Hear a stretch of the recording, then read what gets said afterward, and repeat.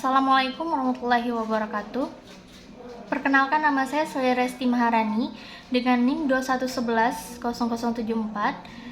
Sini saya akan membuat video wawancara mengenai perkembangan olahraga di SD 45 Kota Bengkulu bersama dengan Pak Deki.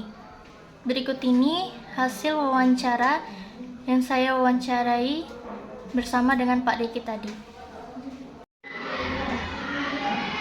Sebelumnya terima kasih Pak izin mewawancarai mengenai perkembangan olahraga di SD 45. Iya.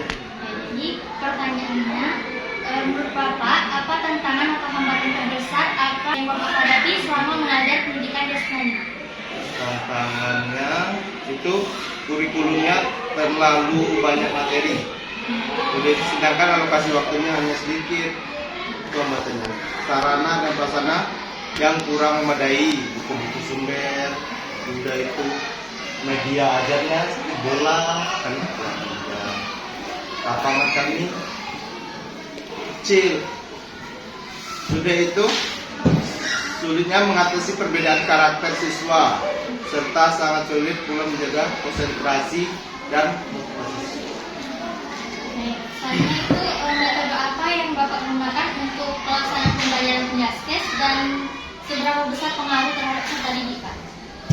Kita memakai metode ceramah, metode demonstrasi, dan juga tanggung jawab. Tapi yang sering kami pakai di lapangan itu metode demonstrasi di lapangan. Kemudian sarana dan prasarana dalam pembelajaran Penjaskes itu menjadi hal yang sangat penting dalam proses pembelajaran. Bila mana sarana dan prasarana itu tidak mendukung, hal apa yang Bapak lakukan sehingga proses pembelajaran dapat berjalan dengan baik? Sarana dan prasarana.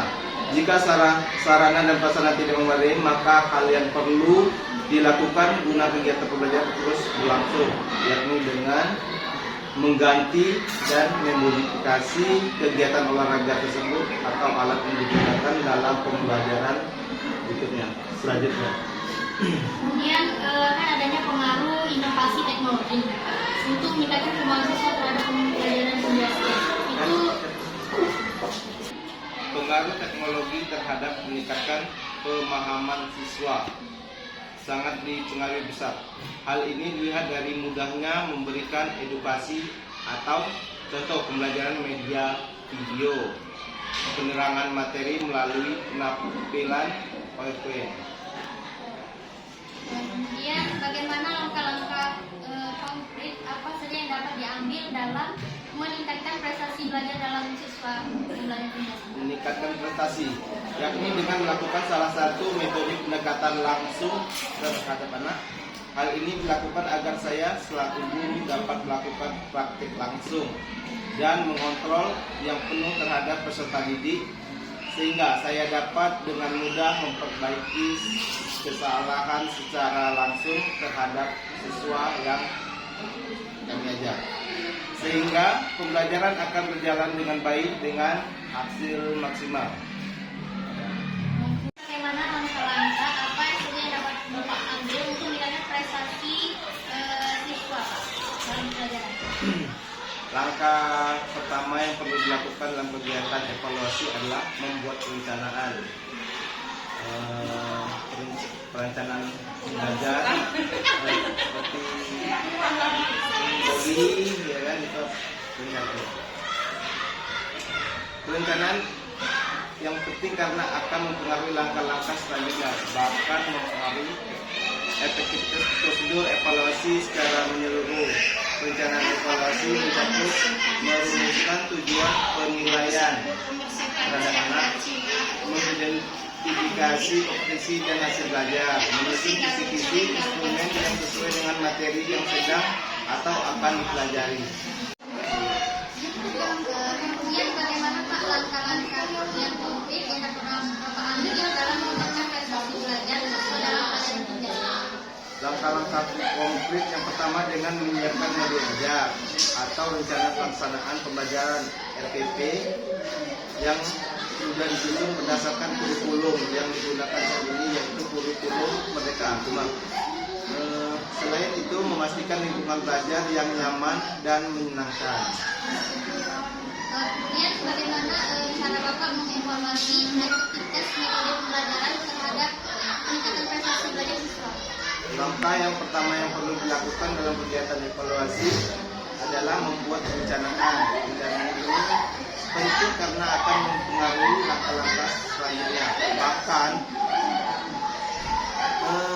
memengaruhi efektivitas prosedur evaluasi secara menyeluruh. Rencana evaluasi mencakup merumuskan tujuan penilaian, mengidentifikasi kompetensi dan hasil belajar, menyusun kisi-kisi instrumen yang sesuai dengan materi yang sedang atau akan dipelajari. Kemudian bagaimana cara Bapak memberikan motivasi seperti apa yang harus diberikan kepada peserta didik agar mereka itu dapat mengikuti pembelajaran dengan semangat? Memberikan motivasi yang diberikan kepada siswa agar mereka dapat mengikuti pembelajaran dengan semangat sangat beragam, mulai dari pemberian metode yang tepat terhadap materi yang akan dipelajari, memberikan fasilitas yang menyenangkan dalam pembelajaran seperti kegiatan futsal di luar sekolah, voli, yaitu dilakukan pelajaran ekstra. Adanya kurikulum merdeka ini, bagaimana perbedaannya Pak? Perbedaan kurikulum merdeka dengan kurikulum sebelumnya, kurikulum K13